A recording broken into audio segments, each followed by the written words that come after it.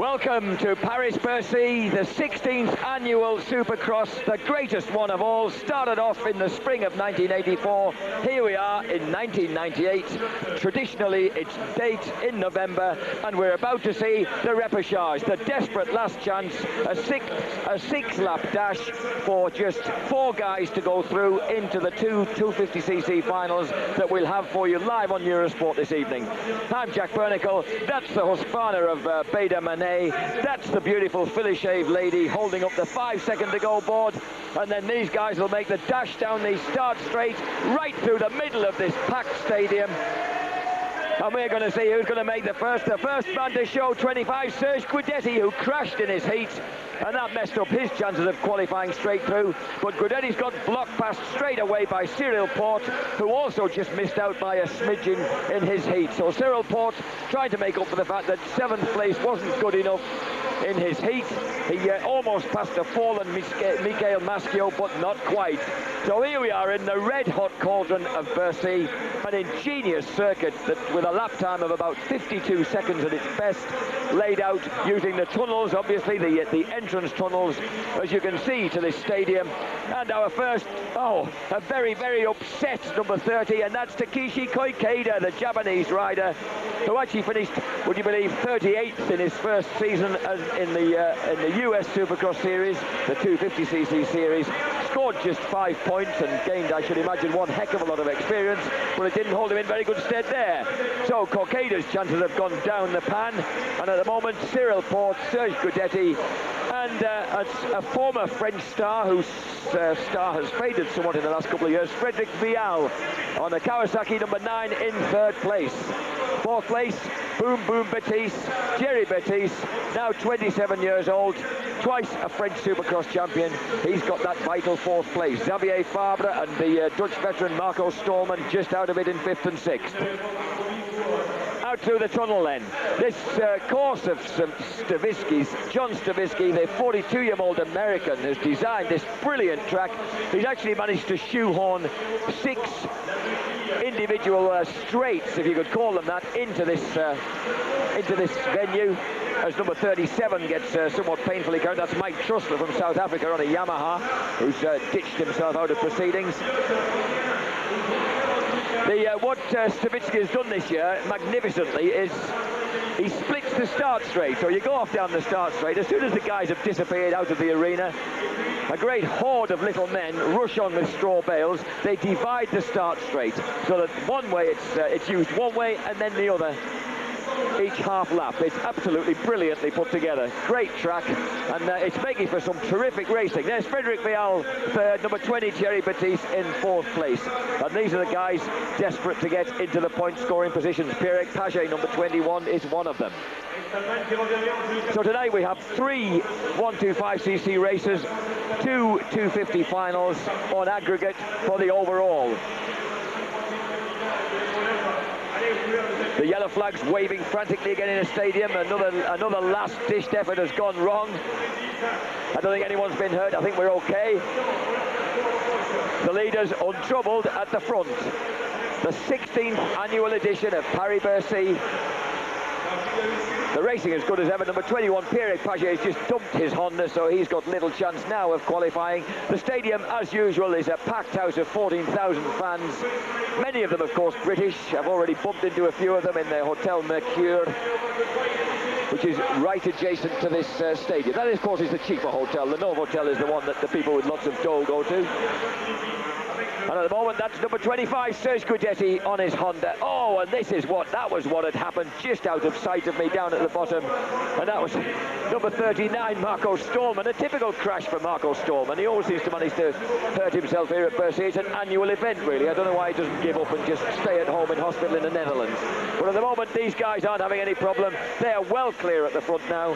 And I would think if Serge Guidetti's got any sense, although Frenchmen don't always exhibit it here at Bercy, he'll just hang on there in 2nd place. Just as I said that, he completely overcooked the finishing line triple and ended up almost in the bales at the bottom of the hill. There's a very sandy right-hander, tight right-hander, as they come down off the finishing leap. And it's one that you've just got to be aware of. Mike Brown, a victor in one of the 250cc heats. He did a flamboyant finishing jump through the fireworks, and he stuck himself in the bales at the bottom in that soft turn. These are the whoops which Cyril Port, who has always been a leader of the retro clothing brigade, is going through right now. Serge Guidetti behind him. And then down one half of the start straight, swing left along this lovely combination here, which the guys are taking in all sorts of different ways. And then sharp left, a lot of block passing going on there. Across the finishing line triple, which turns into a tabletop. There's the soft right-hander. And then the other side of the starting straight. There you see where the bales have been put through the middle. And then Cyril Port disappears onto his last lap through the tunnels, through the service tunnels here at this magnificent Palais Omnisport in Paris. So Cyril Port looks as if he's going to book himself a passage into the 250cc final. We will, of course, bring you both the 250cc finals live. Oh, and a spectacular heel clicker from Cyril Port. We'll also, of course, be seeing the jump contest later this evening. So Cyril Port getting in a bit of practice. So he's obviously feeling very confident with his lead here on the last lap in the Palais Omnisport. Cyril Port heading for the checkered flag. Behind him, Serge Guidetti, and in third place, Frederic Vial. I just wonder if Vial is beginning to recapture some of his form as number 23 celebrates through the fireworks. Can Frederic get through before the fireworks go out? Yes, he can. The fireworks are keeping going better this year. Look, the first 4 guys got through before they went dead, which is probably pretty neat because poor Pierre Paget, he has failed to make the cut.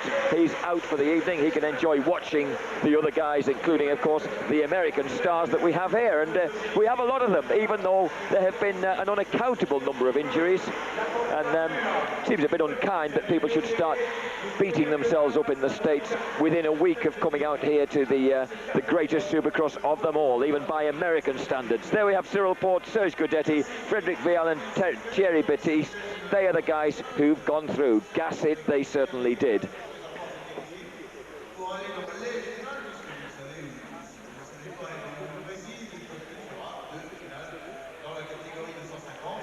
We'll be shortly taking a break, and then we'll be coming back for the first final of the 250. So Cyril Port and Serge Guidetti haven't got too much time to get their breath back here. And then they'll be out with the really big guns, the guys who qualified directly through. The first 250cc heat here earlier this evening was won by Larry Ward.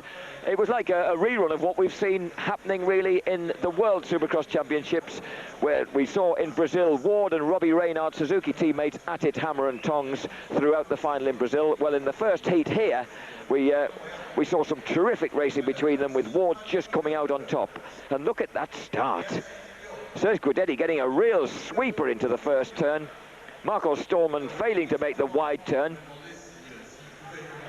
And an awful mess there in the tunnel. A very exasperated Takeshi Kokeda.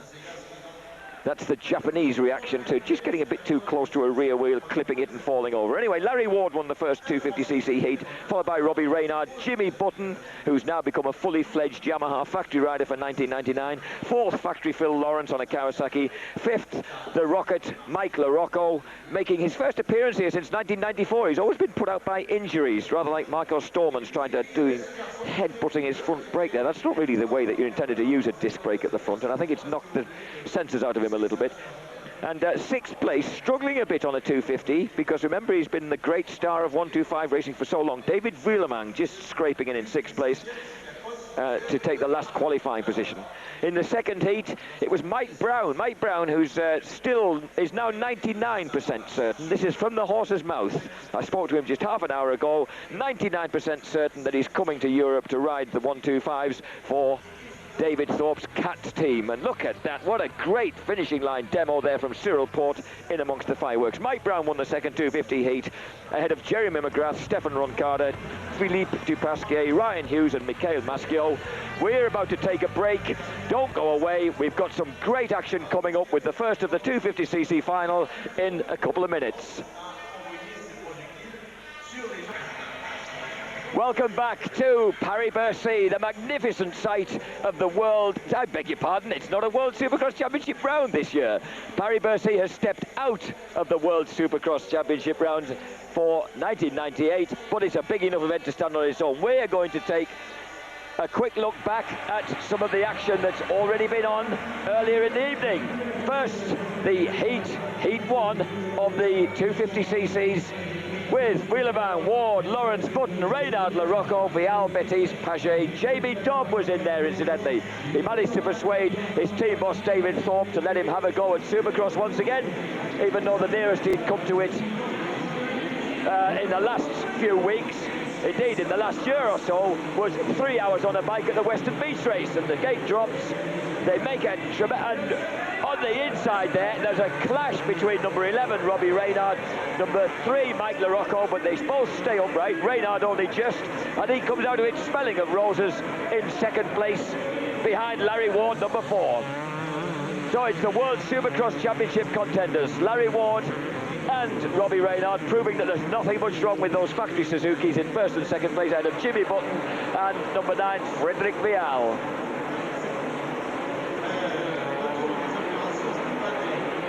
Ward number 4, Reynard 11, Button, and factory Phil Lawrence is in there, number 24 ahead of number 3 Mike LaRocco.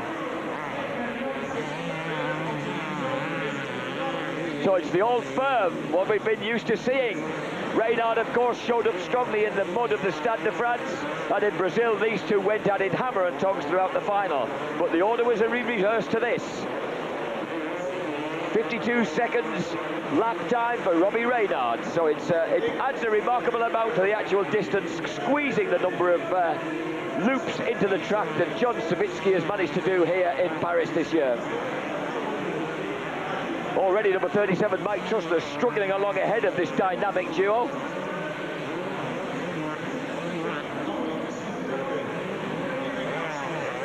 Larry Ward leads it, Robbie Reynard in second place. And already they've opened up a tremendous gap on their pursuers. Jimmy Button's a straightaway away from him. And across the finish line, they end up chatting close. There's Jimmy Button. Mike LaRocco's in there just behind factory Phil Lawrence. And the last person through, after struggling through the whoops on the last couple of laps, a tiring David Wheelerman. So, Vancouver, Larry Ward. He's so desperate to be king of Bercy. He's been coming here since 1989. He's won 3 races here, but never, finals that is, but never been king of Bercy. The unlucky men there, Vial and Betis. We saw how they did in the last chance. In fact, they both qualified 3rd and 4th. And some of these, we've been getting some great aerial pictures here, especially as they come out of this turn, as Larry Ward goes through and gets some real understeer on with some terrific front wheel drifts. Now, we have a quick look at the second 250 heat.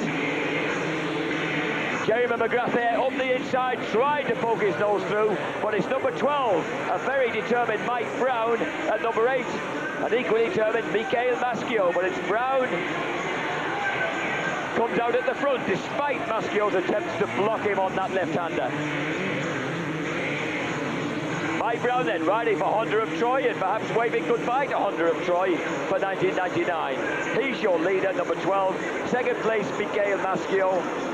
Third place, number 22, now riding a Honda of Troy, I beg your pardon, Yamaha of Troy. Number 22, Stefan Roncada, making his debut on the blue bike ahead of Jeremy McGrath.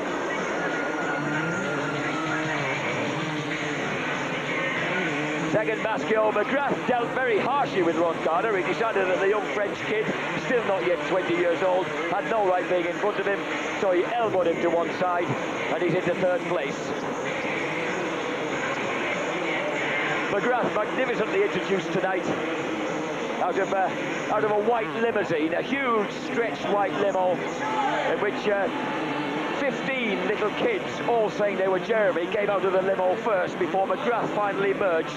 They then all rode round in a convoy like the Pied Piper of Hamelin. A great way of introducing the ultimate superstar, who when it said on a limo simply said, "Bonsoir Paris," and the whole place went completely nuts. McGrath then tried to close down Michael Maschio, and here he goes up the inside, and I think he's unnerved the Frenchman there, he has. Meanwhile, number 25, Serge Guidetti, makes sure he's got to go to the last chance.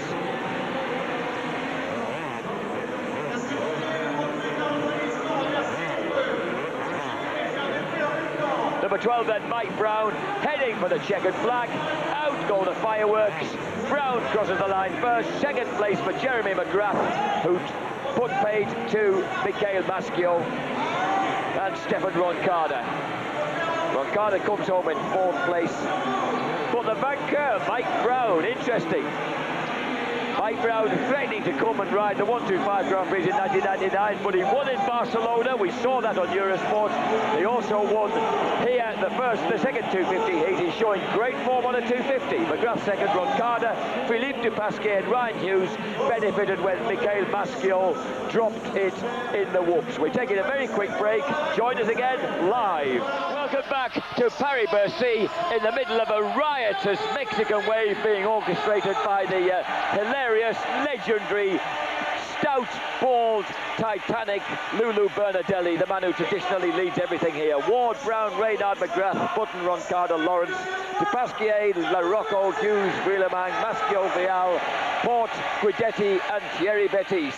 They are the men who make up the final, the first of the two 250cc finals here on the first night of Paris-Bercy 1998. And it's going to be a beauty. Robbie Reynard's got to be the boy in form, hasn't he? He really has been making things happen.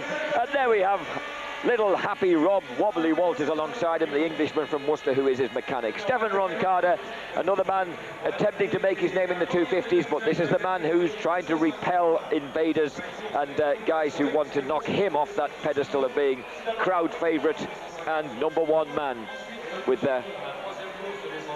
number one man McGrath, who of course won a race here last year, but the king of Bercy was Jeff Emig, who's not with us because he's got a bolt through his thumb, mending a broken thumb at the moment. 15, Philippe Dupasquier, the little guy who's ridden 125 GPs on the TM, has moved on to a Palmo Honda on a 250 and is looking very strong. Inevitably, Jimmy Snapper Button, he's moved off Team Chaparral onto the full Monty Team Yamaha, factory Yamaha for 1999, because apparently they were running short of riders, really, because Kevin Wyndham's running off to Honda, and the great Doug Henry is going into semi-retirement and only riding about 4 races. Larry Ward. Ward, what can you say about him? 28 years old. He's been coming here for so many years and he's been producing stunning rides here for so long. He likes this track. He says the track's always a good one when Savitsky's put it together. So he certainly wants to be there as king of Bercy at the end of the weekend, but he's got that man, Jeremy McGrath, to contend with. And he's right beside him on the start line. Number 12, Mike Brown, what's he going to produce? Because the guy from Tennessee has really shown some stonking 250cc form in recent weeks. Number 15, Dupasquier. Alongside him, the Rocket, Mike LaRocco. Number 18, Rhino Hughes, who we're going to see on the 250cc Grand Prix circuits in 1999, and we're certainly looking forward to that.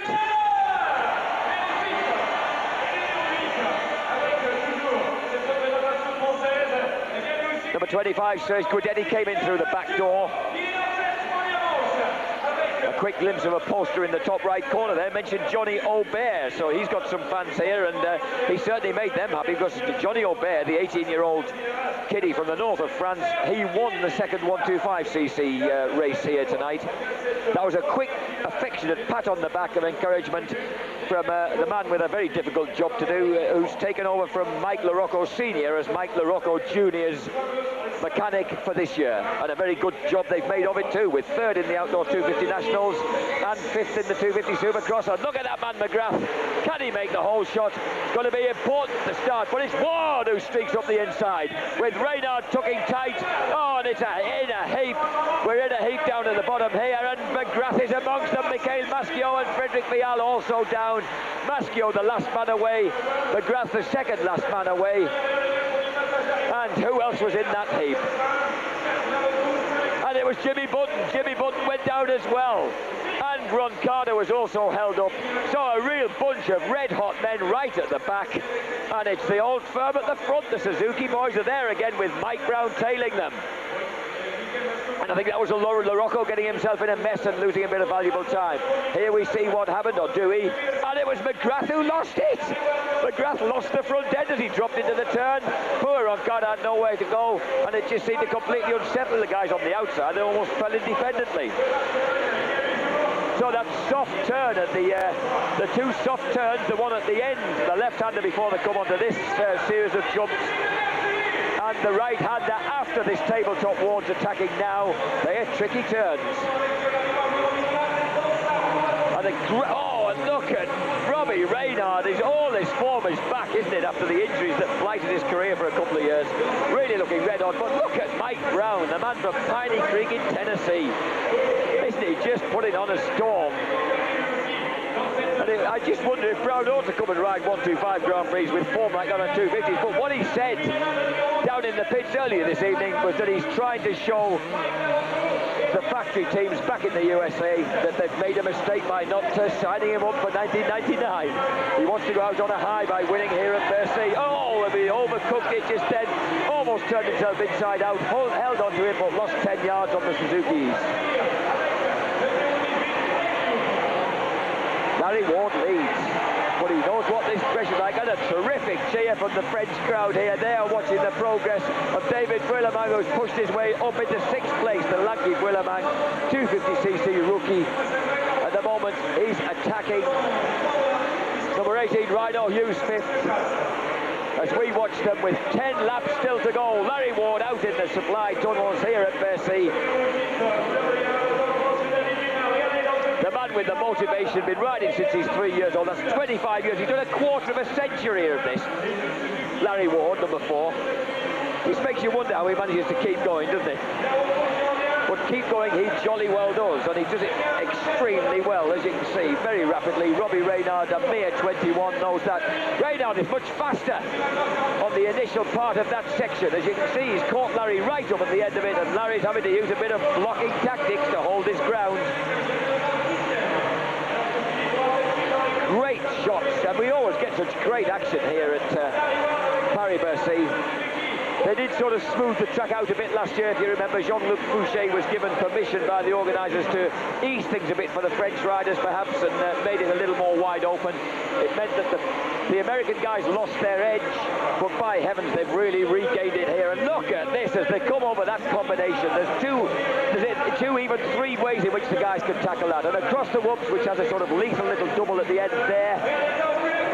Ward doubles it, but still goes tight. Reynard tries to come round the outside, and Ward is really having to look over his shoulder, the youngs. Oh, and Reynard comes round his outside, and I think he might have the gas to take him. But Ward blocks it on the pancake. Reynard turns inside. Oh, what a move! What a move. Robbie Reynard has just absolutely outwitted a man as experienced and classy as Larry Ward. Ward loses his right foot peg for a moment there. Dramatic action. Mike Brown still behind them. LaRocco 4th, Hughes 5th, David Vuillermin 6th. But the front 4 have broken away. There's Rhino Hughes. David Vuillermin head down and chasing. Rhino Hughes hasn't shown as good a form as this in the World Championship Series so far, but certainly turning it on the Palmo Honda. Perhaps he's just getting used to the 250 now. The crowd's cheers are for Vuillermin as he attacks Rhino Hughes across the whoops, using those long legs to good effect. Rhino, of course, 10th in the 250cc Supercross Series in the States this year. Oh, and David Vuillermin tried to turn underneath him, which is an almost impossible task when you're faced with what amounts to a sort of quadruple straight out of that left-hander.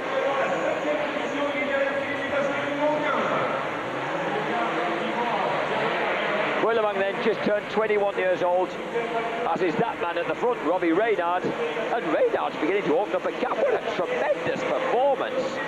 If Larry Ward really does want to become king of Bercy, he's going to have to learn how to deal with his new young teammates somewhere this weekend. Mike Brown 3rd, Mike LaRocco 4th. 5th place Ryan Hughes, 6th place David Vuillermin. And then a long gap before them. 7th place, Philippe Dupasquier, and 8th place, you've got it, Jeremy McGrath, and right behind him, Jimmy Button, and right behind them, Factory Phil Lawrence. But McGrath right now going under Dupasquier at the end of the whoops. Button trying to do the same, not quite making it. Jeremy McGrath then advances to 7th place, making ground all the time, being cheered all the way. Jimmy Button has just forced his way through now with a, And both he and Phil Lawrence have blocked past mercilessly the little Swiss rider Philippe de Pasquier. So he's suddenly gone well downfield after holding a handy 7th place. Here comes the man who loves the whoops, Robbie Reynard. Reynard, now the length of that start straight, the right-hand side of the start straight ahead of Larry Ward, and that battle for 3rd place is hotting up, and it's the 2 Hondas. Mike Brown, oh, and inside goes Mike LaRocco. LaRocco tried to force away inside and doesn't quite make it. Oh, he was tempted then, wasn't he? But these two guys, 27 and 25 years old, respectively, LaRocco and Brown, they know how to deal with one another in gentlemanly fashion. And David Willemang has just lost out to Jeremy McGrath, so everything's happening here in the stadium at Paris-Bercy.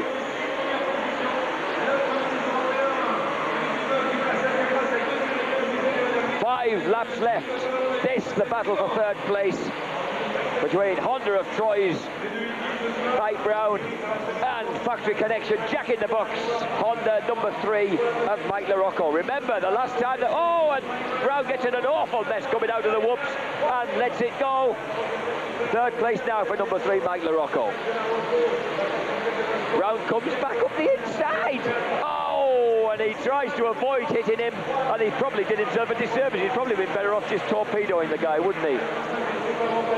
So Brown saves it but loses an enormous amount of time. He must have lost about 50 metres on that little shenanigan.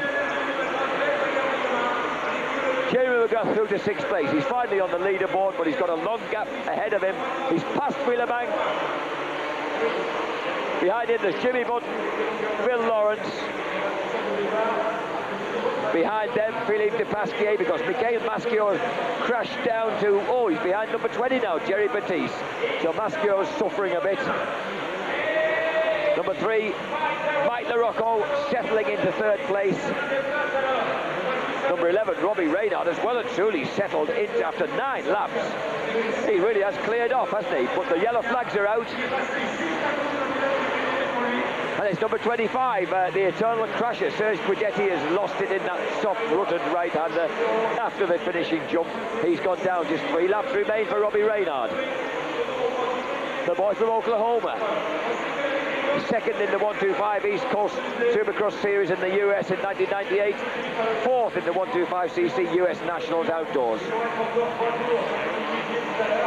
But suddenly he's absolutely exploded into form on the 250cc Suzuki.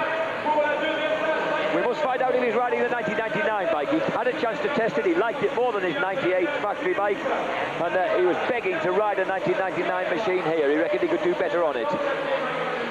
This, of course, was dismaying news for Wobbly Walters, because he was going off to Belgium midweek to split the cranks and sort out the 98 bike, and now here he was finding his rider saying, well, actually, I'd rather ride the 99 bike if you don't mind.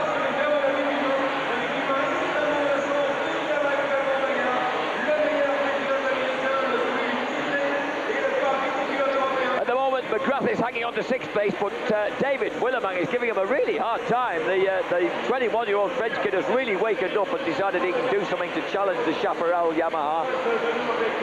Jimmy Button's had a bad moment and he's dropped way back down. He's way down behind, or rather just in front of Michael Maschio, so Jimmy Button has messed up. And Larry Ward has messed up, oh, big time over the whoops. Wardy's gone down. He's got to fish that Winfield BFE Suzuki back up. Oh, but no, Mike Brown goes past. Stefan Roncada goes past. Rhino Hughes comes on him. Oh, and Larry really lost it big time then and has greatly dented his chances here at Bercy.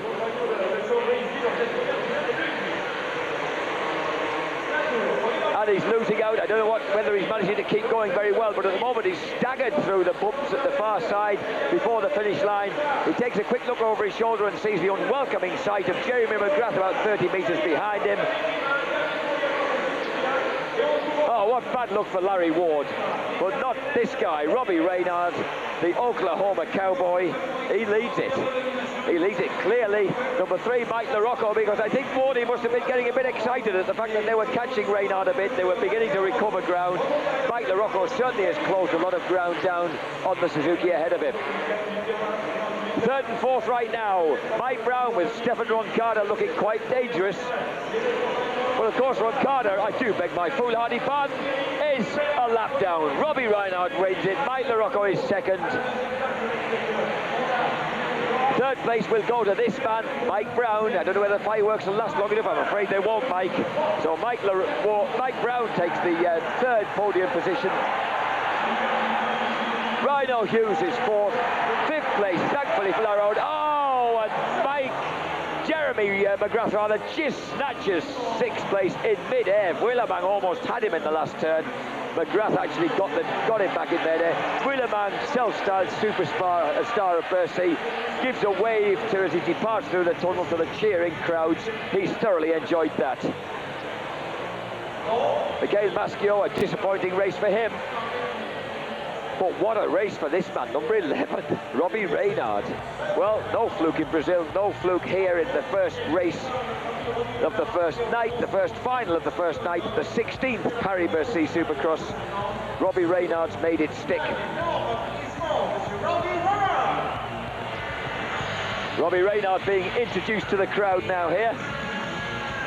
As you can hear, by Lulu Bernardelli, and Lulu has been very, very impressively we've got a fire in the stadium here. Somebody's gone up with the fire with a bit of alarm because a lot of smoke erupting from underneath the Dunlop Bridge where they keep the firework hoard, and there's an enormous amount of smoke, and there's not always a lot of smoke without fire. There's a rather lot of alarmed people have evacuated from underneath there. The pom-pom girls have fled. They certainly don't want to have their bunny tails set on fire. And look at that start of Larry Ward's. Wasn't that a beauty? Perfection. Nailed it round the outside, although he hit those bales a bit hard. He actually unseated his... Oh, and Maschio had gone down completely independently of McGrath's little mess up. McGrath there completely went down of his own accord, didn't he? There's the boys going through the whoops. Number 15, Philippe de Pasquier. I'm impressed with the tiny little Swiss guy. He only stands 5 feet 3 inches tall, and he's been looking absolutely terrific on the Palmo Honda.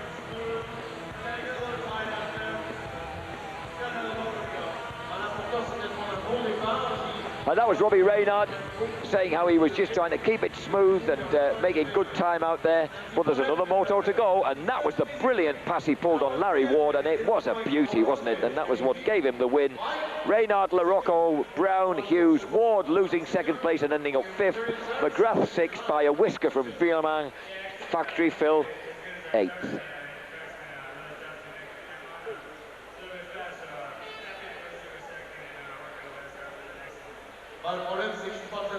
And that was that was the Indiana man talking, and I could understand him about as well as you could. It might as well have been a foreign language. That was Mike LaRocco. I must ask him what he said afterwards and find out what he had, his feelings were on finishing second in that race. A rather fortuitous second. Mike Brown also giving his version of events. So America goes 1, 2, 3, and a victory for Robbie Reynard. We're going to take a break. Join us again in a few moments' time for some great 125 action. Welcome back to Paris-Bercy and the start of race 3 for the 125s. 5 seconds to go. Perfect timing, and they're off. And it's Steve Ramon, the Belgian, who's once more taken a lead. He whole shot the second race in some style, but the danger man is number 2. That's Nicholas Way. Number 2, Nick Way, almost making it through. Rodrigue Tang, number 8 on the Yamaha, cuts him off. And number 1, Edgar Torron-Terras, who has not had the best of luck, the Spanish kid. He really needed to get away ahead of number 2, Nick Way, because he's tried everything to pass him throughout the night and has never quite made it. And Nick Way's where he wants to be. He's in third place. Torron-Terras, Nick Charlier, number 6, getting the first decent start he's had all night. And not such a good start for number 5, the second race winner, Johnny Aubert. Number 15, Steve Ramon. He was only 9th in the first heat. Finished 6th in the second one on the Kawasaki. A lot of Kawasaki's looking strong in this event. Oh, one who wasn't then sent the spectators and the photographers to flying then. Number 1, Edgar Torron-Terras, the 18-year-old Spaniard, getting a bit out of shape. But this guy, the 18-year-old European debutant, number 2, Nick Way, he's your danger man. Rodrigue Tang, he's been almost there at the front. He led the first race for a while and lost out. And in the second race, he got stuffed by Nicholas Way right at the death and lost second place to him. Torron-Terras, he's been tried so hard. I mean, we know he's a jumping wizard, but he's a little tigerish racer as well. And he spent the whole night trying to find some way of dealing with Nick Way. There's an epic duel they had in the second race that Nick Way said was a lot of fun. And they caught up Rodrigue Tang, so it developed into a three-way contest. And on the last lap, Way managed to put pace to Rodrigue Tang by going underneath him, and Torron-Terras didn't quite get round the outside at the same time. It was a thrilling stuff. So this is the 125cc class, which of course has been a European Championship round for the last few years, and for the last 2 years has been absolutely dominated by David Willemang. Willemang has now moved to 250, so he's not there, and these are the kids who are fighting for it now. And Steve Ramon, well, you think I know everybody in this game, but I don't know this kid. He's a Belgian, and he rides a Kawasaki, and you know as much as I do. Number 8, Rodrigue Tang in second place. Rodrigue Tang, 20 years old. Actually, it's unfair to say he's 20 years old. He's not 20 years old until the 30th of December. Number 19 in trouble. Number 19 goes down. That's Steve Boniface. It's little 16-year-old Steve Boniface, son of Patrick Boniface, the former, in fact, the current Motocross des Nations team manager for France, and a former 250 Grand Prix rider himself. Steve Boniface will be taking up 125 Grand Prix under his father's tuition full-time. And look at number 5, Johnny Aubert. Where is it? Oh, and number 15, Steve Ramon's down. The race leaders dumped it. So Rodrigue Tang is now the man at the front. And Johnny Aubert, I don't know where he's found this form, because a year ago he was being completely outclassed by his elder teammate, number 6, Nick Charlier. And look at the speed of the boy now. 18-year-old Johnny Aubert. He ran away with the second race here, and now he's beginning to make fantastic ground after a lousy start. And he's threatening the front too. And the crowd are rising to it. Rodrigue Tang leads through the whoops, and there, just behind them in the distance, you can see the menacing figure of number 5, Johnny Aubert.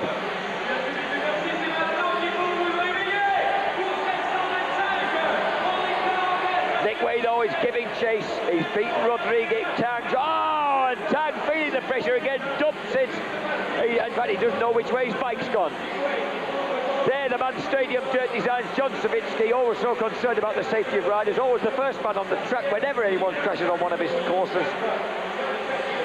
He's there to make sure that nothing happens. He's absolutely omnipresent, Johnny. I don't know how he manages to be there every time. So Way leads it from Aubert and Mathieu Laloz. Charlier 4th, Demarty 5th. Rodrigue Tang remounts in 6th place. So number 2, Nick Way, he's been gifted the lead. But number 5, Johnny Aubert, how much has he got in him? 2 18-year-olds at the front now. Fascinating stuff, this. Nick Way, he's always been watched by his parents. His mother Beth is here, keeping an eye on him tonight on his first visit to Europe. He comes from Michigan, like the great Jeff Stanton. In fact, lives just 20 minutes away from the Michigan man. Nicholas Way, he's quite a good friend of Stanton's, and Stanton obviously a bit of a hero of his. But he better keep both bars on that handlebar, because that boy, Johnny Aubert, boy, has he got the bit between his teeth. Those piercing blue eyes will be blazing behind those goggles. Oh, and that's what happened to Steve Ramos. Ramon, he threw things away big time into the whoops, didn't he? Johnny Aubert now, has he got the laps and the strength left to do anything? They're in amongst the back markers. As they come across the whoops, they've got to beware of some of these guys in front of them. And the cheer goes up because Nick Way's dropped it at the end of the whoops. Way has gone down. Johnny Aubert is in the lead. Now Aubert, remember, finished. He won the first race.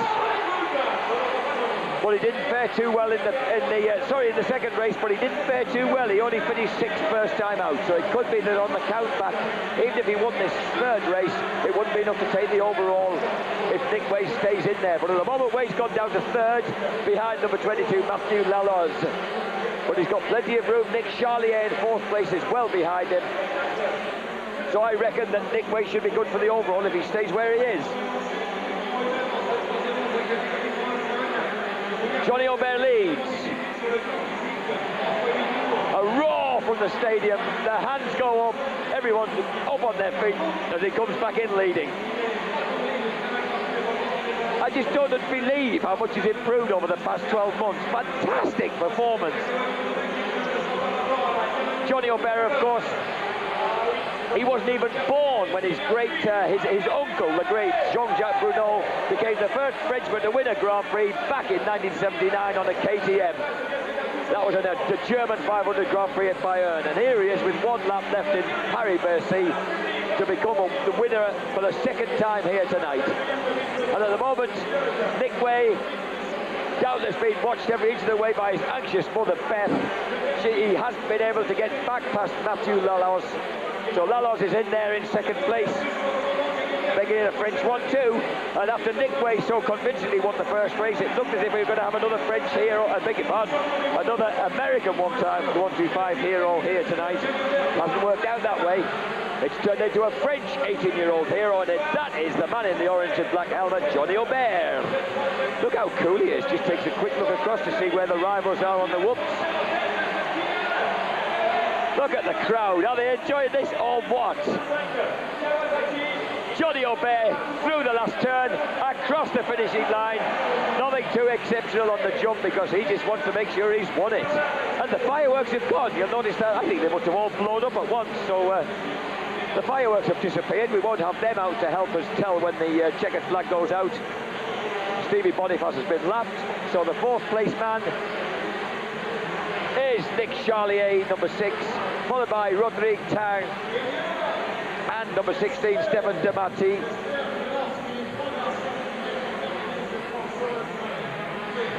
Johnny Aubert, is he chuffed with that? And it's the man with the rubber face.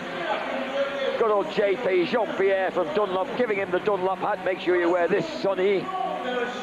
7th place, Manuel Rivas. We saw him performing very well at Barcelona a week ago. And 8th place for the impressive South African Langston, who actually had a 5th place in the first race. Grant Langston 5th in the first race, and then had a topple off at the end of the whoops in the second one, which rather destroyed his chances, and he finished outside the top 10. But Langston picking up to finish 6th in that one. Sorry, 8th in that one, ahead of Eric Sorbet. Torron-Terras, after another torrid race, finishing in 11th place. So not a good night for that man, number 1, Edgar Torron-Terras. He's just not making the starts, is he? And it's difficult around this tight track. Oh, and look at number 12. Showing how it shouldn't be done. And that is Cedric Malot of Belgium. Oh, and that was where number 1, Torron-Terras, went down, and again, it's like dear old Edgar Torron-Terras, it's like a red flag to a bull, isn't it? And look at the understeer on Johnny Aubert's at Kawasaki there, great. Oh, and Rodrigue Tang, he absolutely let it go in mid-air, didn't he? He turned it into a sort of luge performance without the toboggan then. And that was number 15 going down, Ramon. Boy, he's 125, boys. They've been going down in epic style here at Bercy tonight. And here's another, oh no! You don't go into the straw bales down there, Sunshine. Please, it's not a good idea. And that was number 16, Stefan Demarty, who actually hung on to finish 6th. So it goes to show that number 5 there, 18-year-old exultant Johnny Aubert was riding way beyond his years, wasn't he? He never showed any sign of any problem at all. I'll be back tomorrow. That's a disappointed goodbye from number 2 on the microphone, talking to Lulu Bernadelli. Nick Way finishing 3rd.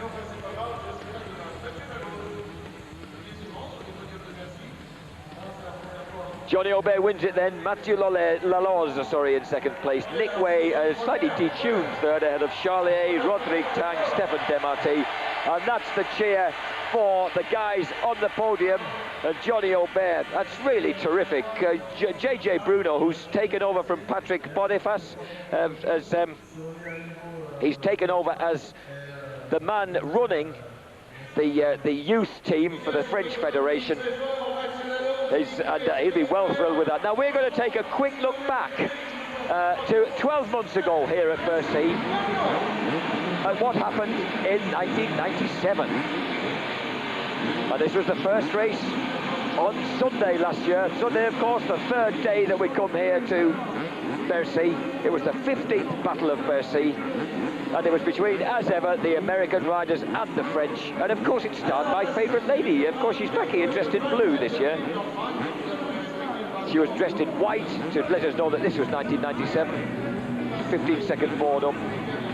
And the man who became King of Bercy, of course, in 1997 isn't with us because he's got a pinned, broken thumb this year, and that is Jeff Emig, who took all before him, of course, in America in 1997 before having a fairly disastrous and injury-plagued 1998. 5 drivers, of course, still searching for that title, King of Bercy, when they reached the third night here in Bercy in 1997, and they were number 1, Jeff Emig, number 15, Damon Huffman on a Kawasaki,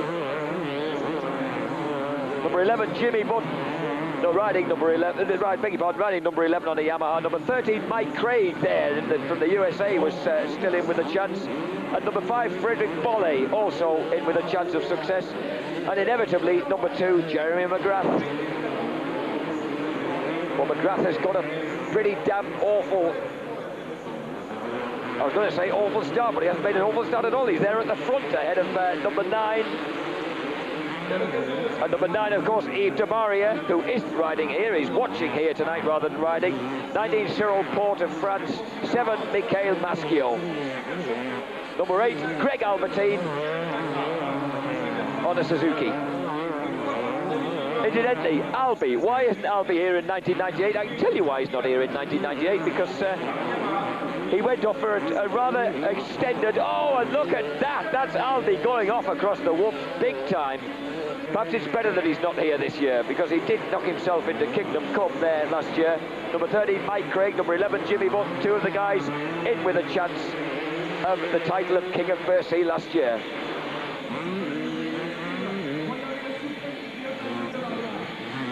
They're fighting for 5th place, that's Mike Craig and Jimmy Button. But the men at the front, McGrath, Yves de Maria. Albie's not here, incidentally, this year because he went on a honeymoon to South Africa, stayed away for 2 months, and this so enraged his Suzuki team boss, Roger Da Costa, that Da Costa has sent him packing back to California and made him stay there to do testing and get his head down and do some blooming work. Jeremy McGrath leads. 2nd place, Yves de Maria. 3rd place, Michael Maschio. This is when we really began to take notice of Maschio on a 250. 4th, Fred Bolle. 5th, Mike Craig. 6th, Jimmy Button. Incidentally, that man number 9, Yves de Maria, he's down in the pits.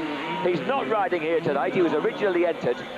I'd heard a rumour that he might be going into the World Open Grand Prix on a 4-stroke Husqvarna in 1999. He smiled coyly when I made the suggestion and said, maybe, with that typical Gallic shrug that only Gallic Frenchmen know how to do convincingly. And De Maria is a master of that. And he's a pretty damn good supercrosser as well. I mean, I'd love to see him going to the 500 GPs. I think it's another great name to go in there. Jockey Carson has confirmed that he'll be in there on an RWJ Silcoline Honda in 1999. So the 500 GPs are looking stronger and stronger for next year. And if Yves de Maria, here riding number 9 Kawasaki last year at Bercy, goes into it, that'll be great.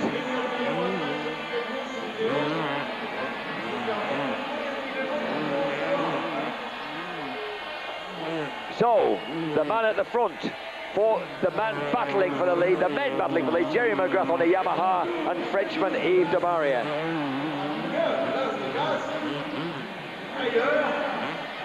And on the last lap, it begins to look as if Jeremy McGrath's going to hang on to it.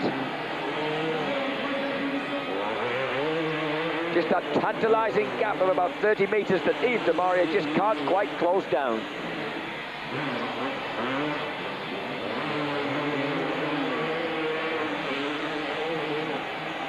McGrath, of course, Showtime, the absolute superstar of Supercross, riding with a number 2 plate because he'd lost his Supercross title when he'd ridden for Suzuki in 1997. Lost it to Jeff Emig. A Union Jack being waved here by people who didn't have anybody to cheer other than Jeremy McGrath. And there he goes over the top.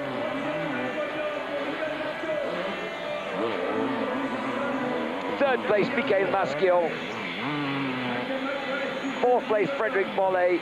Fifth, Mike Craig. And sixth place, number 11, Jimmy Snapper Button.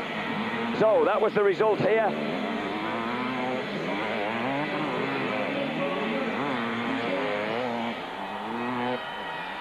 Of Sunday's race, and he looks pretty chuffed with that, doesn't he? Randy Lawrence, his mechanic, still with him, of course, and a little head shake in the background from number 7 on his Honda, Michael Maschio. But what he didn't realise was that that performance had attracted the attention of Michele Rinaldi, and Rinaldi promptly signed him up to race the 250 Grand Prix on a factory Yamaha in 1998. So Michael Maschio had no reason to be dismayed with that third place and a podium position on the final of the first 250 final last year on the Sunday here at Paris-Bercy. Behind him, Frederick Bollet, who's also recovering from injury and therefore not racing here. And in 7th place, you'll notice Damon Hoffman. Now, Damon Hoffman, he isn't here in Paris 1998. He was going to be here, like many people, but he went and hurt himself.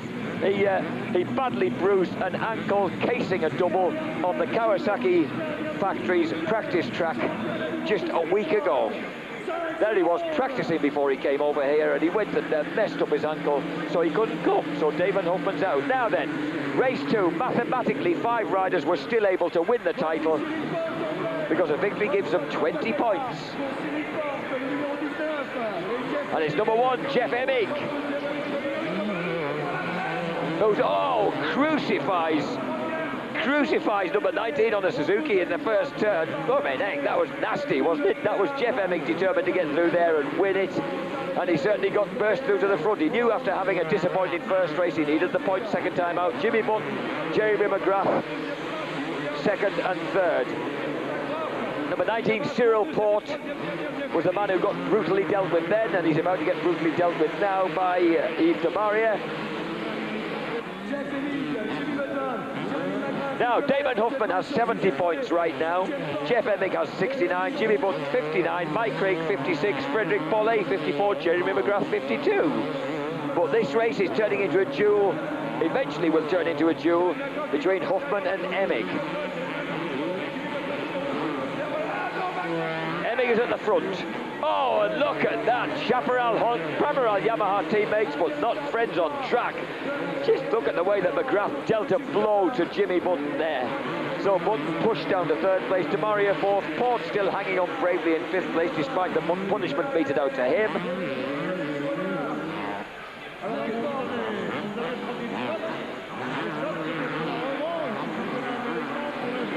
And look at the way that number 9, Yves de Maria, is riding. Oh, trying to get inside Jimmy Button, but not quite making it. Heroic stuff from the man who broke a leg here at Paris-Bercy a few years back.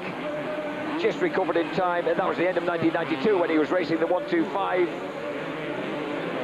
And racing it well. He had a crash off the side of the whoops. That's Yves de Maria, number 9, broke a leg.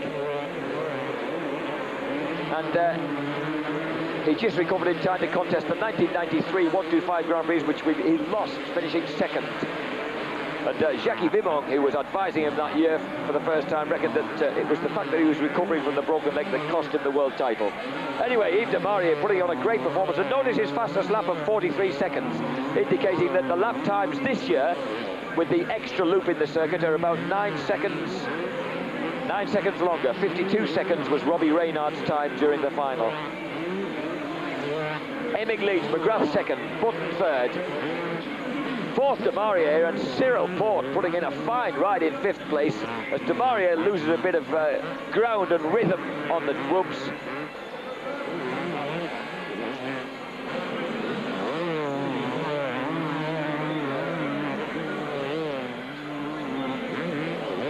Jeff Emig then, with 3 laps to go, putting himself in a much stronger position now. Remember, before they came into this race, Emig was just 1 point down on Damon Hoffman. But Hoffman is well down in this race, and it's going to make a big difference, because 20 points for a race win if Emig can hang on. But here you have 3 very hard men on the US racing circuits. Emig, McGrath, Button, two of them know what it takes to be champion. Jimmy Button's come awfully close a couple of times on the 125cc Supercross championships. He's twice finished second in the 125cc series in the States.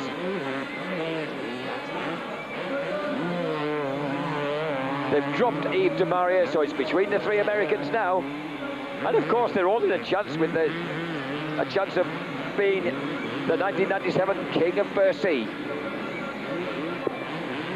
Button has 59 points, McGrath 52 before this race. So really, crucially, they could do with beating Emig. But Emig, he's very pleased with how difficult he can make himself to pass when it needs be.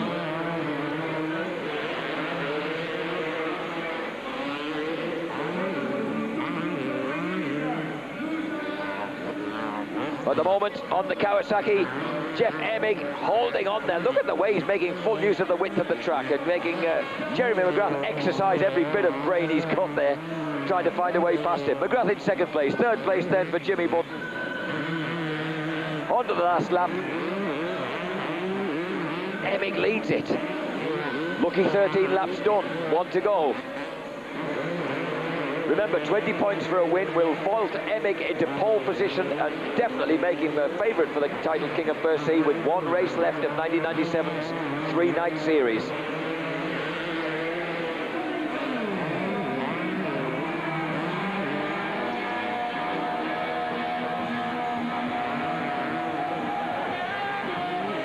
If Emig wins this, he'll surely be the man who becomes King of Bercy 1997, and he does! And was he pleased with that? Jeff Emig, Jeffro wins it ahead of Jeremy McGrath, Jimmy Button, Yves de Maria, Frederic Bollet and Michael Pichon. Pichon, another man who's injured himself right before coming over here and not made it in 1998. So number one, Jeff Emig, sadly injured this year, not able to come and defend his title of King of Bercy. And he's well thrilled with that. Hard fought across three nights.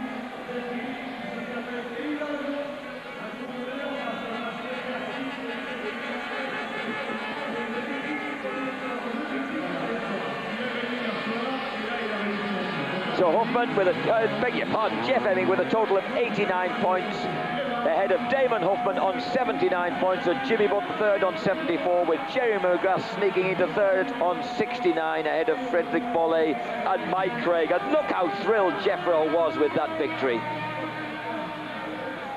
That was great. That really topped off his season after winning the US Supercross Series and the 250 Nationals to come and win the title of King of Bercy here. The Americans really hold it in great esteem, winning Bercy, so that's neat, isn't it? 3 American flags, 3 French flags, a great race. Look at those two guys, just look at the aggression. And yet the relaxation and the rhythm at the same time. It's combining those elements that makes a great supercrosser. This guy, Jeff Emig, he was a great supercrosser last year. He may have lost it in 1998, but boy, he was going some here at Paris-Bercy a year ago. We're going to take a break. We'll be back here live for more great action, 1998 Bercy. Welcome back to the intense atmosphere of the 16th Philly Shave Supercross here in Paris-Bercy, the Palais Omnisport, and the dancing girls giving it their best right now prior to the inevitable jump contest that's become a major feature of every year at Paris-Bercy. A very quick look back at some of the hectic action we've had already here tonight. And there's been plenty of it, believe me, especially with these 125 guys. I mean, said that was Serge Guidetti messing up in a 250 heat. Koikeda getting himself deeply upset for having fallen over in the tunnel. Storman we're slightly concerned about because he was stretchered off, and my Dutch colleague Jaap Tim is a bit concerned about him. Michael Maschio getting jammed up against the bales, which is not where you want to be, and Jeremy McGrath just generally getting himself jammed up underneath everybody else. And this is Larry Ward. Look what happened to Larry. Boy, did he lose it. That a drastic top view of him there, losing the BFE Suzuki. And that's how he went down. Do you know, that was very, very similar to when Wardy went down and took out Jeff Stanton. 2 or 3 years, well, no, longer than that ago, for goodness sake. It must have been about 6 years ago when they were having an epic And that was an epic, wasn't it? Roderick Tang depositing himself from the lead and completely losing sight of his Yamaha. So we've had Steve Ramon dumping his Kawasaki. So we've had some major get-offs, major excitement for the crowd here in Paris-Bercy already tonight.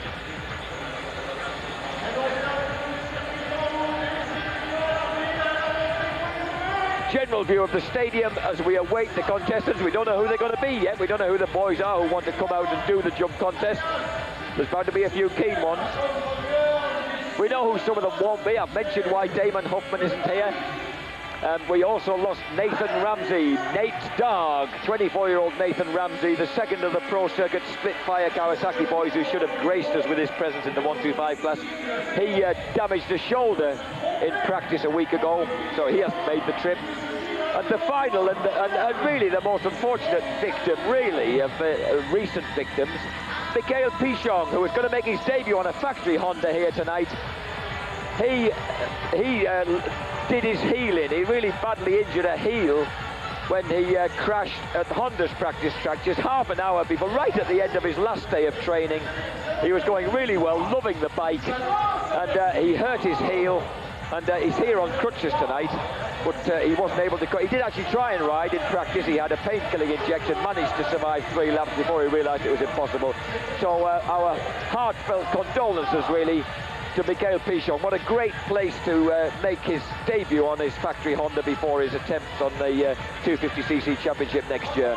That's the former double 125cc Supercross champion in the States, Frenchman Mikhail Pichon. We've also lost, of course, Ezra Lusk, who had to have a plaster cast put back on his arm, the factory Honda rider who was runner-up to Jeremy McGrath in the Supercross Series in the States in 1998. And we've also lost Kevin Windham. Kevin Windham was, he was hoping to come over, but in fact what's happened is that Windham, strangely, instead of having a contract to the end of October with the factory Yamaha team, his contract goes to December the 31st. So Xavier Udoa, the organiser here, was very dismayed to find that Yamaha, who were in a very black mood with Kevin Windham because he's throwing the towel in with them and going to Honda, have simply said, played spoil sport and said, well, you're not going to Bercy then, so there. So there's no Kevin Windham. So with Windham out and Huffman hurting himself, Pichon hurting himself, Ramsey hurting himself, Lusk and Emig having hurt themselves earlier in the year, then we've had a bit of an unfortunate debacle with injuries here at Paris-Bercy 98, which is all the more remarkable that we've got such an intensely competitive 250cc and 125 class with so many good American riders here anyway. Here is Edgar Torron-Terras. What can you say about this kid? 18 years old. Seems to have been around for ages, doesn't he? Because he sprang onto the scene as a 16-year-old because of his jumping prowess here in Paris-Bercy when he won the jumping contest 2 years ago. A great little character and a heck of a racer as well, but he made his name originally as a jumper, and that's still what people like him to come along and do, really.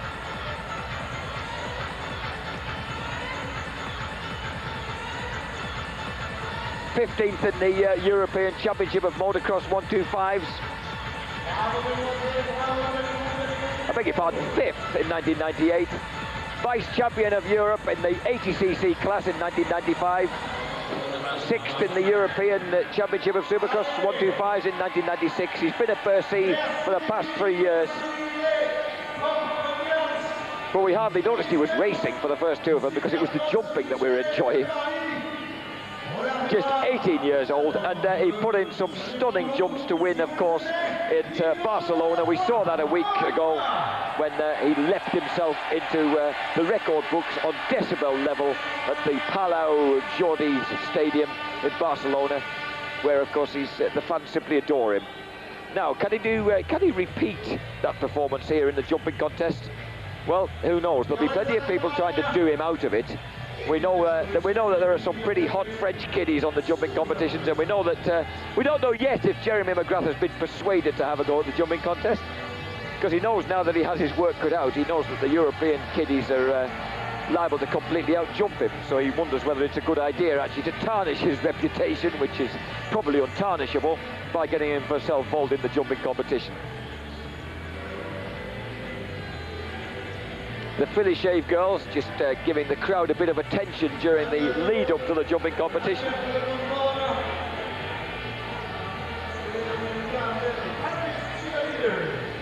And at the moment, we have the one race left after this. Remember the first 250 race?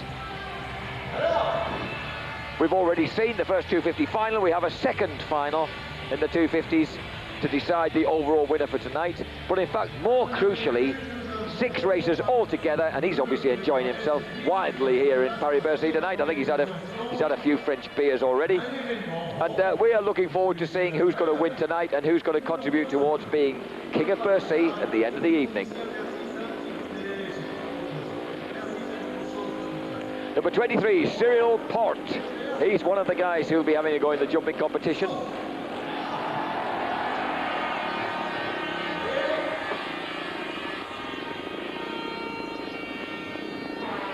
Cyril, of course, won the repechage race in fine style and produced a couple of cracking jumps during the course of that victory. So he's obviously going to be in keen competition for winner of the Paris-Bercy Jumper of 1998. And by jumper, I don't mean cardigan. And Serge Guidetti inevitably will be taking part. Just see his number 25 plate sneaking in on the left there.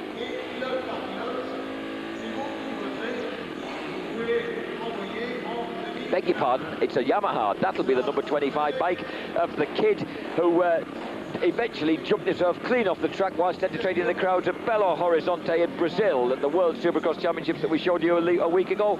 And Jeremy Lamblin, he's a guy who we haven't even seen we've barely seen on the track. Certainly haven't noticed him anywhere near the front of the 125 races, but he again has a reputation as a blazing jumper. He won one of the jump contests here at Paris-Bercy last year, and he was a sort of one-man show at Belo Horizonte in Brazil.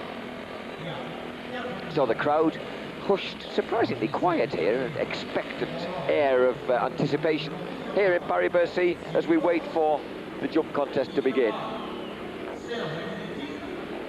Was a time, of course, when we just were content with races and people styling it over the jumps in races. The very first Paris-Bercy Supercross in 1984, when the great Ricky Two-Hip Johnson came over on his Yamaha, knocked off French hero Jackie Vimont, and decided the only way he was going to get into the French good books when he heard all the booing was to start styling it, and he just styled every jump he possibly could for the rest of the race, and he was France's darling by the end of it.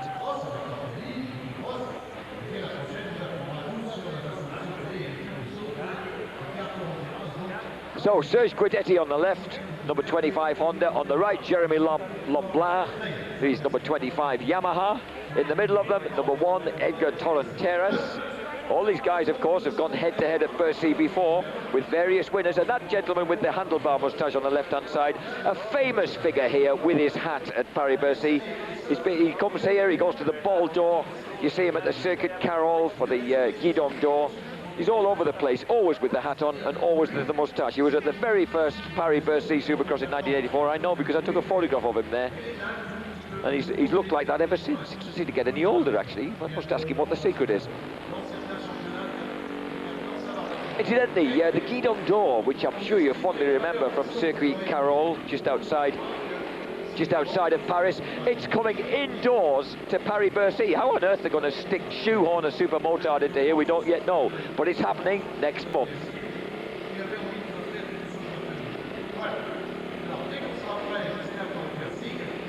I mentioned the Guidon door, and I'd like you to know that we'll be showing it here on Eurosport. Where else? It will be taking place here in Paris-Bercy, and it should be very entertaining to see how the boys deal with a super motard round here.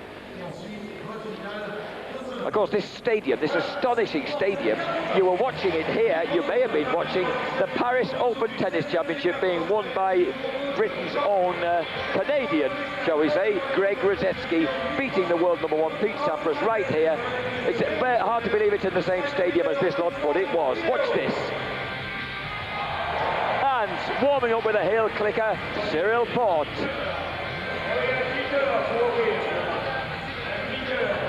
Now, there was a time when a heel clicker on its own would be quite enough to raise the roof and win you the championship, the contest, but It's not guaranteed right now. Cyril goes again. Oh, and it's feet up on the handlebars and a quick one-hander from Cyril.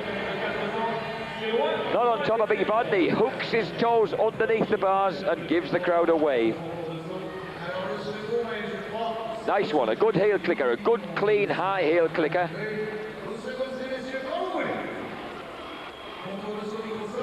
That's Cyril Port, Frenchman. He goes first. He sets the standard to start with.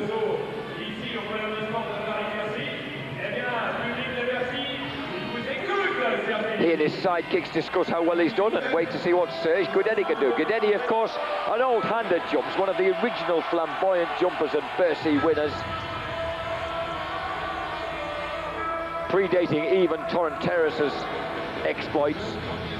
And he wants a bit of excitement. He wants a bit of cheer. Come on, boys, let's hear it for Serge Guidetti. Yes, and one of his specialities,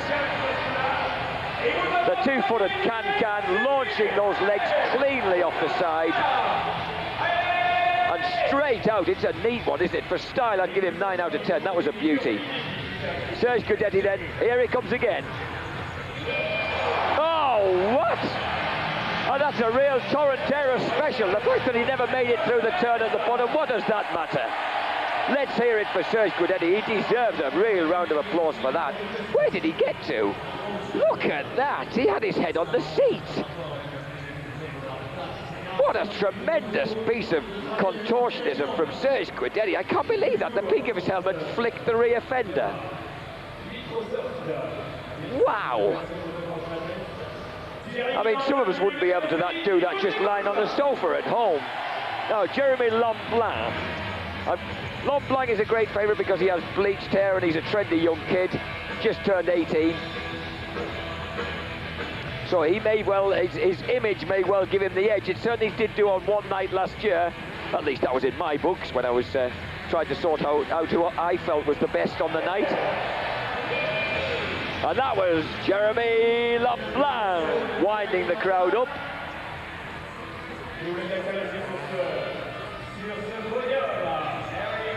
And he didn't do a can-can really, he just stuck his feet down on the seat, kept the knees bent. Here he comes again on the Yamaha. And this time he switched sides, but, oh, and then he fell off when he got to the bottom. Just look how soft that stuff is down there. We're not used to seeing cut-up little turns like that. And he switches both sides and back on. Not in time to save it for the first turn, but certainly in time to save it on landing. Well, for me, Serge Guidetti is head of the pack so far. And now, into the arena to a round of applause, right in between the pom-pom girls, comes the dynamic little Edgar Torron-Terras. Actually, I say little, he's grown a bit, hasn't he, since 2 years ago. He was a tiny little fella when he jumped off the bike and started dancing with the pom-pom girls in 1996. Here he goes. And he hooks the feet underneath and gives it a no-hander at the same time.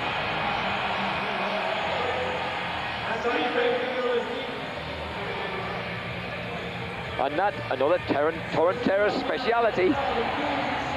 What can he do second time around? Here we go. Oh, and it's the old Superman. Oh, wonderful stuff. Edgar Torron-Terras does a really wicked flying Superman. McGrath would be impressed with that. He invented the jump, but has never done it better. Look at the amount of air the boy gets. From every angle, that's going to look good. Wow, he gets his knees up to his chest to start with, and then gets a completely flat-out streamer behind him as well. Brilliant style. So, Guidetti, Torron-Terras, what do you think? I don't know, difficult to tell between the two.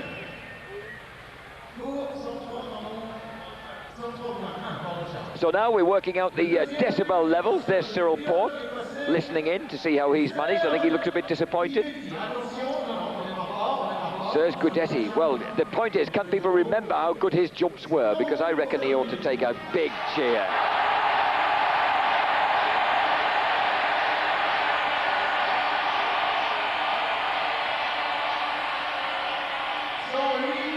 Serge Guidetti. Jaffar. And it's usually the colour of his hair that wins it for Lemblin, at least it did a year ago. And he's certainly gone one better than the blue rinse that Carl Nunn had at the Motocross de Nation at Fox Hill with a purple one, a Yamaha purple.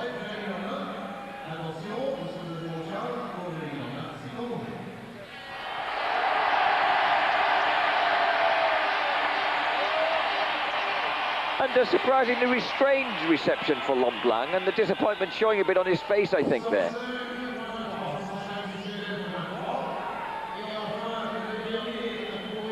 And a very serious discussion goes on here. There's an elderly gentleman with the sort of clapometer, and Lulu Bernardelli asking him what the results are.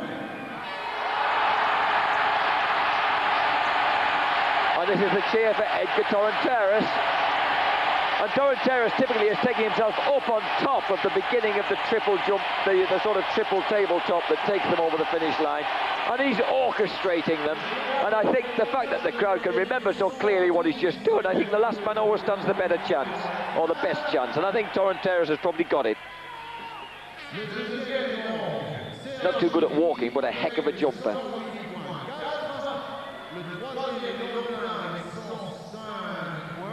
Lulu still seriously working it out with the old gent and the clapometer here. We take another look at Cyril Port in his bin bags.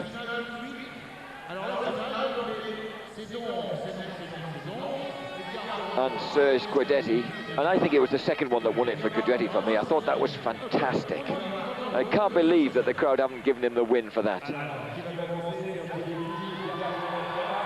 Lemblin.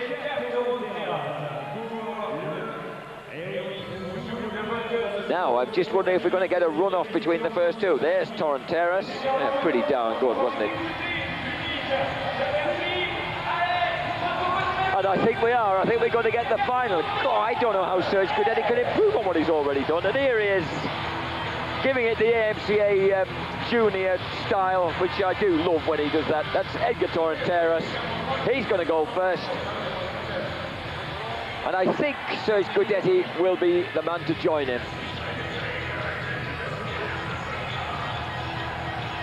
Torron-Terras making a very slow approach. Here we go for the big one.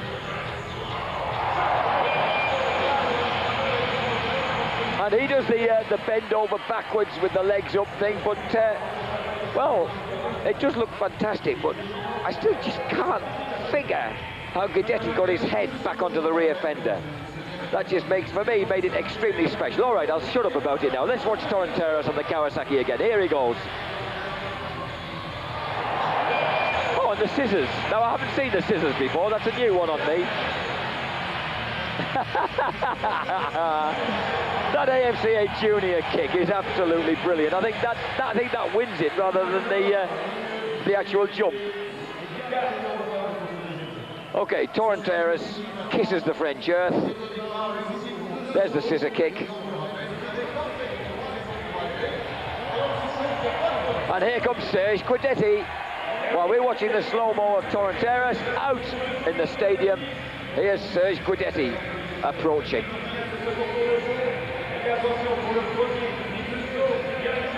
The boy who likes his beer and his girls. Oh, wow. Now, he just didn't look too safe with that one. I wasn't too sure about that. It's a famous occasion on which Mike Jones did this sort of no-hander and ended up not with his hands back on the bars before he hit the deck, so he hit the deck hard and fell off. Guidetti didn't look too confident. You need to wind them up a bit more, Serge, my boy. Come on, what can you do with the last one?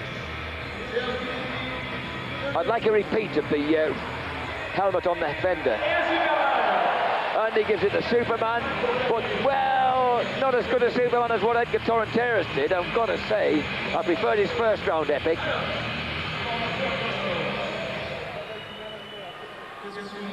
What's Torron-Terras saying? Let's do them together. Yeah, go on, boys. Get up there as a duo. Wow, and that did look strange, didn't it? Because he was very low on the bike as he came off the back of it.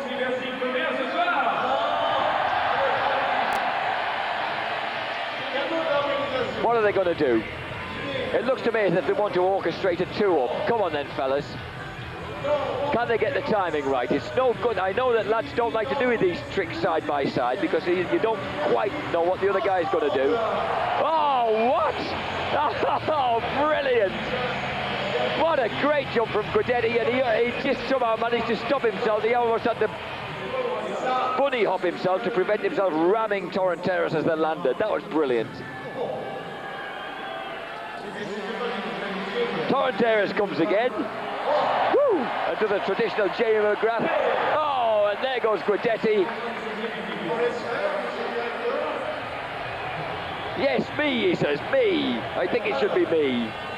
I think he's maybe right. There, Lulu Bernardelli there in the background trying to figure out who's won. And are we going to give it to both of them or what? And we're not quite sure. It's got quite anarchic. Wow, and that was a really extreme version of the knack-knack that Jeremy McGrath invented.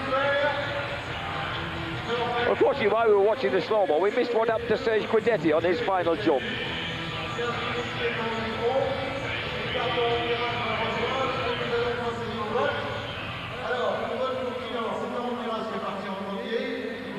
Now then, I think this is where it goes down to head-to-head. Who's going to get the loudest cheer? The louder cheer. And the only thing that goes against, the main thing that goes against Serge here is he hasn't done anything dynamic to his hair.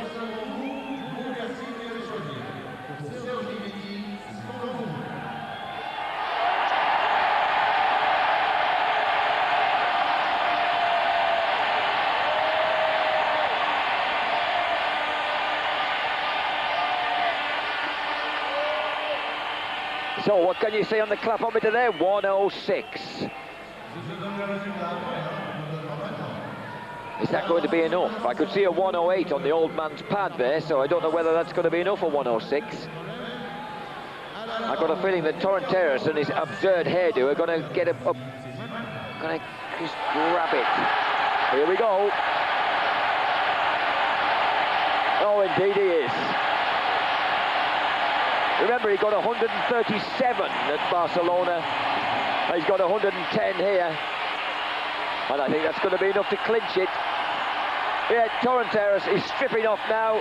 He wants to hear a bit more. Do you want my shirt? You're going to have to give me a bit more if you want my shirt. I may not win races, but I give you the jumps.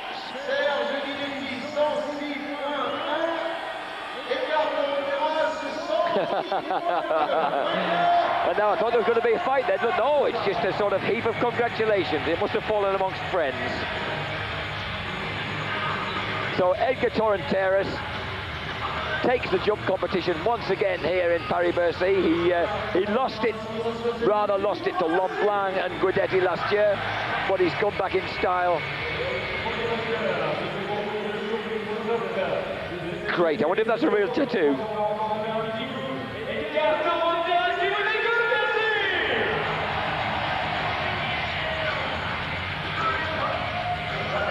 So he puts his bib back on, hands over his trophy, prepares to leave the arena with the #1 bib on, which is as good a way to do it as any when you've just won the jump contest on the first night of Paris-Bercy 1998. But I still think the greatest individual jump went to Serge Guidetti. I'll be interested to find out what my rider pals tell me when I get back home. The ones who really know how difficult it is to do these jumps. Who did the best one? For me, it was Serge Guidetti, but for the crowd, it was this boy, Edgar Torron-Terras. And certainly from the point of view of the most wondrous demonstration of AMCA junior riding style that you'll ever see, perhaps he's the guy who ought to take it home.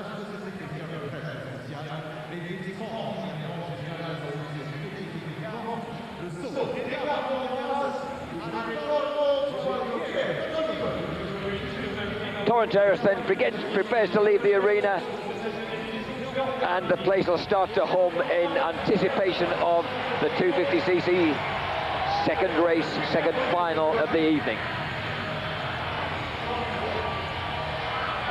Oh, I don't think he's finished yet. Torron-Terras wants more noise and another chance to jump. I mean, he's finished his racing for tonight, so he obviously wants to get a bit more out of his system before he goes home to bed.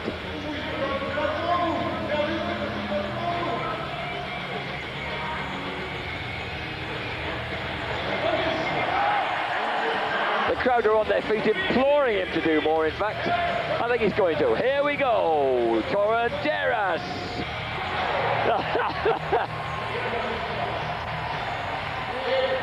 Gives a little extra bonus there. The girls love it.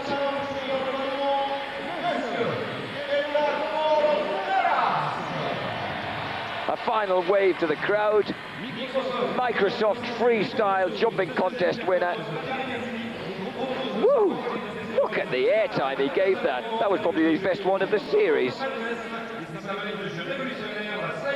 It was. Clean as a whistle. That was 9.5 out of 10 for sheer style points, that. Look right up to the chest and then a clean, straight legger with a lot of air. And both feet back to the pegs, absolutely together. That was as close to perfection as you could expect to get with that jump. And look at this. Have you ever seen anything like that? I still think that was fabulous. Serge Guidetti winning the best runner-up spot that you could possibly imagine.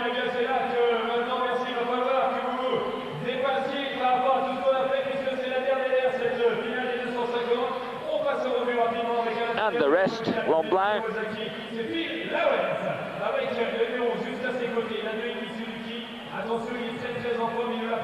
Torron-Terras once again, look at that. So 40,000 spectators now sit here waiting for the second race of the 250cc's. And here they are lining up: Larry Ward, Mike Brown, Robbie Reynard, Jeremy McGrath, Jimmy Button, Stefan Roncada, Phil Lawrence. Mike LaRocco's in there, Vuillemang, Maschio, Thierry Batiste bringing up the rear and therefore having to start from the second row, which is a horrible drawback, isn't it, when you've on such a tight track.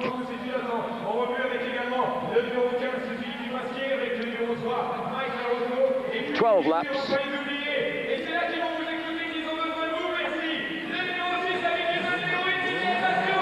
Robbie Reynard fires up his Suzuki.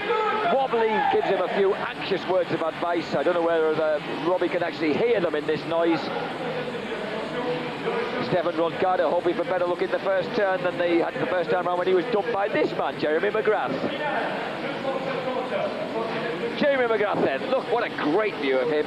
He wants to stay upright in the first turn because he certainly messed up his chances. That isn't Larry Ward, that's Rhino Hughes on the Palmo Honda. He'll be in Europe full-time next year.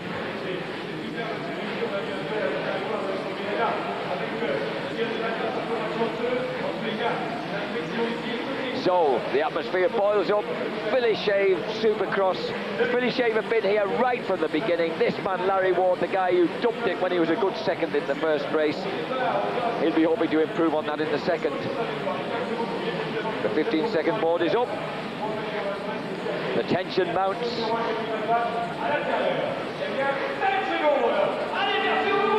Number 25, Serge Guidetti, of course, straight back out from his heroics onto the start line for this 250cc race. But he's got no chance from out there. Look at Maschio coming across from wide out. Larry Ward takes the whole shot. Number 1, McGrath, cleanly through in second place alongside Mike Brown, number 12. Robbie Reynard keeping it tight to try and keep out of the mess. Wardy leads it though, McGrath second, Brown third, Maschio fourth, and Ryan Hughes in fifth place.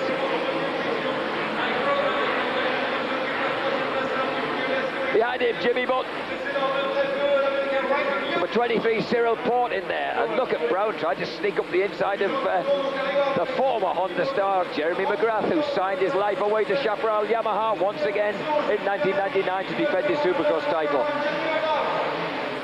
Ward once again, boy, he's hot out of the start, isn't he? Now, how well can he hold on this time? Mike Brown looking a bit more into it this time than he was in the first race when his third place was a little lackluster.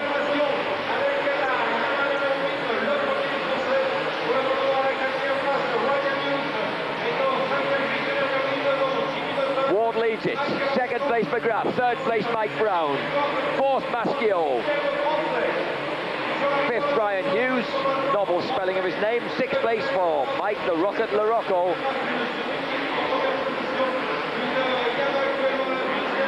LaRocco's a bit of a distance away. The front five have really broken clear. These are the men who are going to make it. They're the men who've emerged from the mayhem.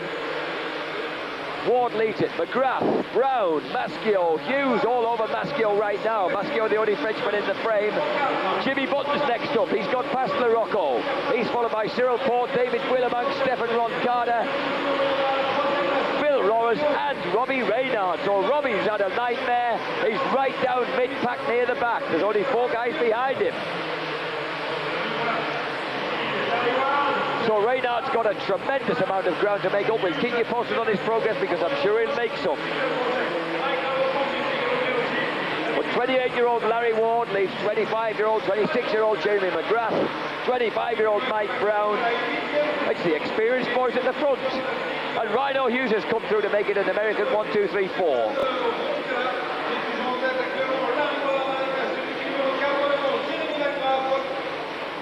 Rhino, of course, again, no kid. Riding unaccustomed, number 18. Although he finished 10th in the US Supercross Series. And Maschio's gone down. Maschio's messed up at the beginning of the whoops. He's never been happy on them all night.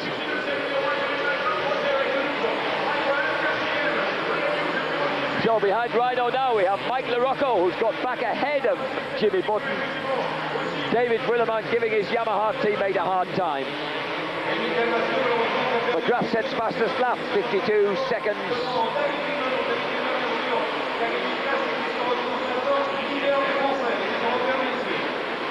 The first 3 now, and Rhino Hughes looking strong in 4th place.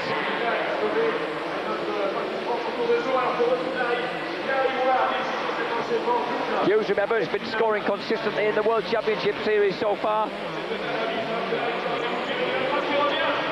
Currently lies 5th in the series behind Reynard, Willeman, Lamson and Maschio. Larry Ward down in 7th place, and look at in the World Championship Series after a disastrous first round. Well, look at Ward under attack now from that man, Jeremy McGrath. And McGrath is looking dangerous, isn't he? He's got out of the trap safely this time, and he's putting the heat on Larry Ward. Legs Larry's got his work cut out once again. He gets away fast, but can he hang on to it?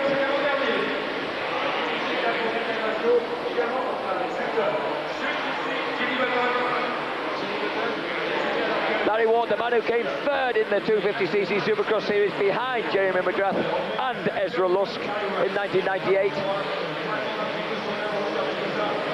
Making his mark on his return to a factory Suzuki. He'd ridden for them way back in 89, 1991, before becoming a privateer for 5 years and then reclaiming a factory seat. No one else has done that in the history of the sport, for sure.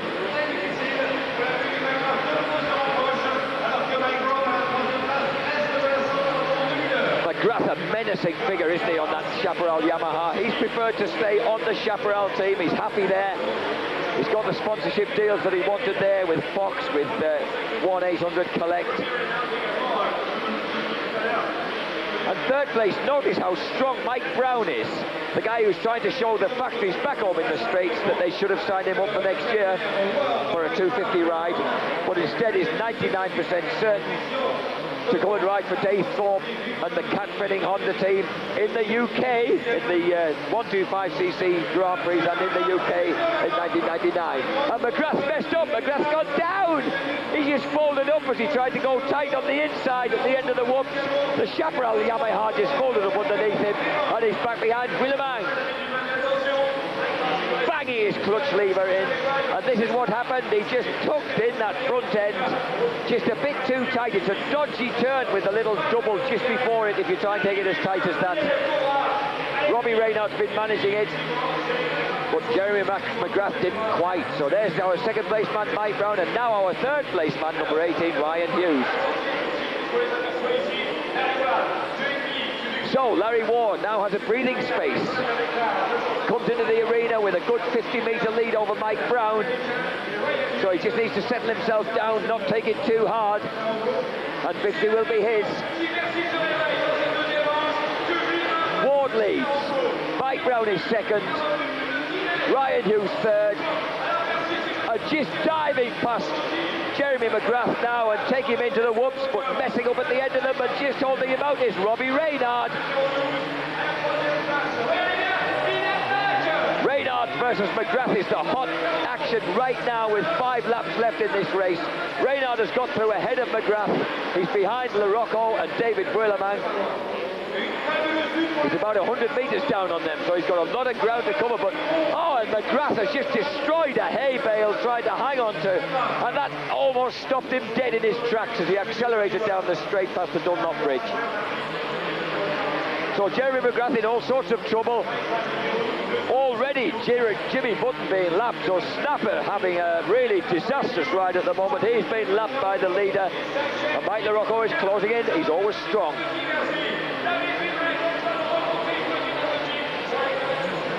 So Mike LaRocco, the man from Indiana, his beautiful wife Elizabeth is here supporting him, and oh wow, and just as I say that, he goes for an absolute handstander, and the crowd unkindly are on their feet because that promoter David Wheelerman, well, Mike seems to have survived that unscathed, but that was a spectacular off, wasn't it? So Mike LaRocco, and here he goes. I think we're going to see it. Here goes LaRocco. What did he do wrong? Oh, and he just completely got it. The back end, he came down like Vic Eastwood on a BSA Scrambler in the 60s. Back end far too low, front end too high, completely cased the joint, and he pitched him straight over the front. And now Wheelerman is the man who's making ground. Wheelerman is beginning to haul in Ryan Hughes. So all the crowd's eyes are focused on him. Behind him, a long way behind him, but nonetheless you can't discount him. Robbie Reynard's through there, and behind him it's Jeremy McGrath and Mike LaRocco neck and neck. This is a great race, everything's happening. We don't know where to look next. That's the straw that was dislodged by Jeremy McGrath a couple of laps ago. Reynard's 5th, McGrath is 6th, but he's got Mike LaRocco all over him. LaRocco, what an amazing recovery from that handstand.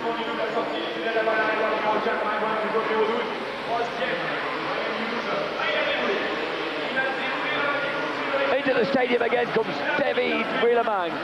Can he hold the others back? And at the moment, the man beginning to tire is Mike Brown. Brown's just messing up at the end of the whoops. Ryan Hughes closing right down on him again. And then, like a scalded cat, Mike Brown accelerates away on the Honda of Troy bike ahead of the Palmo Honda of Ryan Hughes. And at the front, cool, calm and collected with a 50-metre lead is Larry Ward. But Wheelerman is really burning now. He's closing down all the time on the two Hondas in front of him. He wants to be on that podium, doesn't he? Larry Ward, doesn't he look poised? And that quick, clever glance over his left shoulder as he dives round the left-hander in the tunnel tells him that he's got one of those straights lead. Here he comes. The two Hondas are right together. Wheelerman's lost a bit of ground in the tunnel, but the crowd are up on their feet. Look how rutted the whoops are getting. Wardy needs to be careful across there. Rhino alongside Mike Brown overtakes him at the end of the whoops, and Rhino's into 3rd place. What a great performance from the boy from Escondido in California.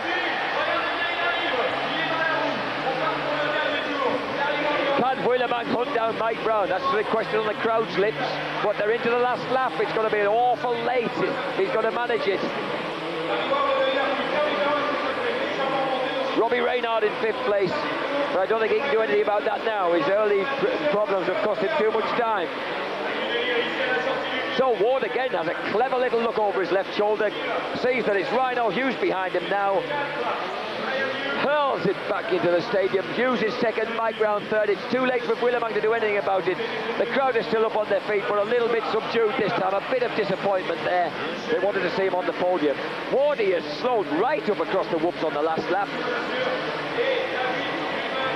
I think really he doesn't want to get in amongst the back markers. Look, Jimmy Button again and Frederick Vial are the men in front.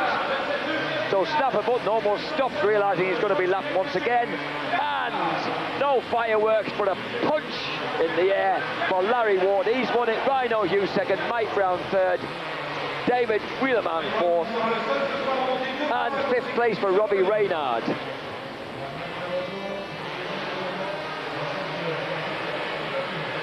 Sixth place, Mike LaRocco. LaRocco got the better of Jeremy McGrath to take 6th place. McGrath crossed the line, chased McGrath ahead of Factory Phil Lawrence. And number 23, Cyril Port. Number 22, Stefan Roncada. And number 20, Thierry Boo Boo Batiste. But look at Lee McCullum, his absolutely elated mechanic there. Look at Larry. He's a pretty sort of laid-back guy most of the time, but there was real elation there, wasn't there? Larry Ward, Ryan Hughes second, Mike Brown third, David Wheelerman fourth, Robbie Reynard a disappointed fifth, Mike LaRocco sixth. That's been a cracking performance. Cyril Port in there in ninth place. Stefan Roncada survives the first turn but can only round out the top 10. Oof, and that's what it's like riding down the tunnels here at Bercy. And this is Mike Brown. He finishes third. He certainly is proving to those factory men back in the States that perhaps he was worthy of consideration for a factory ride in 1999. He didn't get one, and hopefully that means he's coming to the UK to race for the Dave Thorpe's Castrol, I beg your pardon, sorry David, Cat Honda team. So the first final went to Robbie Reynard from Mike LaRocco, Mike Brown, Ryan Hughes, Larry Ward and Jeremy McGrath. So Reynard went 1-5, and in the second of 250cc finale of the night, Larry Ward won it, and Robbie Reynard ended up in fifth place. Interesting. So they're absolutely dead level. These two Suzuki men who have set the World Supercross Series on fire have come here to Bercy on the first night, and the experienced 28-year-old Ward has taken on the relatively inexperienced Suzuki 250cc newcomer.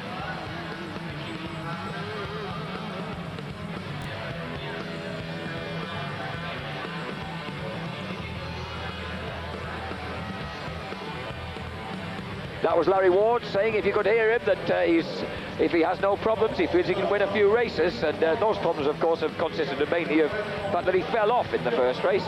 Well, he managed not to do that in the second one. I think we're just going to see another view of that remarkable piece of gymnastics from Mike the Rocket LaRocco. Oh, here he goes.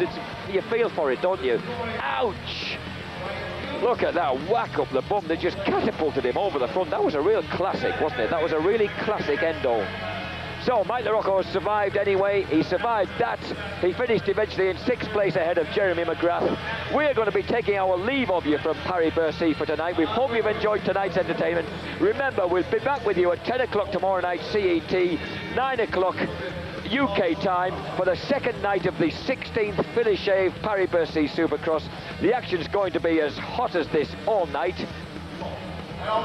This is Jack Bernigal saying thanks for your company in Paris-Bercy. See you again tomorrow.